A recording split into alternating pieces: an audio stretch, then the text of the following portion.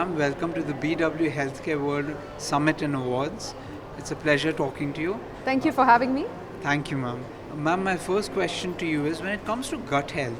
So, our gut is known as our second brain.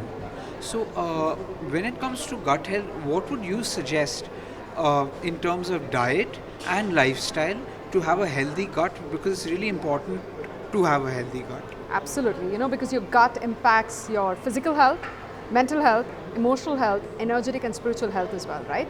And gut is something that we probably didn't understand many years ago, but we've started understanding the relevance and importance of caring for our gut health, right? Now, gut is responsible for your digestive health, your metabolism, your immunity, your serotonin and dopamine also comes from the gut. Your emotions are stored in the gut. Your memories are also stored in the gut. And your gut impacts your skin, hair, neurological health, bronchial health, psychosomatic health. In fact, modern science has proven that 90% of the diseases happen due to unhealthy colon or leaky gut syndrome. So how can you take care of it? You need to go on a whole food plant-based diet, which is promoted by Harvard Medical School, Stanford School of Medicine, where I studied from. And both the schools, along with Ayurveda and yoga, promote the same thing, which is whole food plant-based diet. And this is the secret of the blue zone as well, which is 95% plant slant. Lots of fruits, vegetables, legumes, whole grains, nuts, seeds, healthy fats and butter, lots of hydration, focusing on your sleep, making sure you're sleeping 7 to 9 hours, keeping your stress levels down, exercising, staying away from negative social habits like smoking and alcohol, drinking and stuff, and making sure that you build positive social connections. That's the secret to holistic wellness and a healthy gut. Ma'am, also the role of Ayurveda, according to you, in treating diseases, and also if you think that Ayurveda could actually be more have more awareness in our nation. Yeah. People should be more aware of the benefits of Ayurveda. So, what would you like to say about that? So, Ayurveda is a 5,000-year-old science. It's an integral part of the Indian culture. It's an alternative Indian healthcare science and also the oldest healthcare science in the world. Okay, but for some reason during the colonial rule, it had a massive setback because of the English Education Act.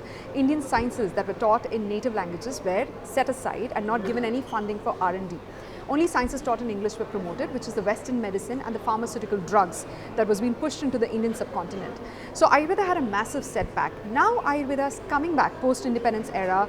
It is again opening up. There are lots of schools and colleges that are teaching Ayurveda to those who want to practice it professionally, even for those like us who want to practice it in our daily life and not want to make a profession out of it, right?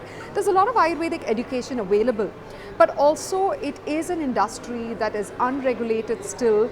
There's a lot of peddlers out there that you need to be conscious and aware of. You don't want to consume medicines that are not approved by the Indian government, that are not approved by the pharmaceutical bodies around the world. There are a lot of Ayurvedic medicines that are available around the world having cleared the regulations, the standard regulations and medical protocols.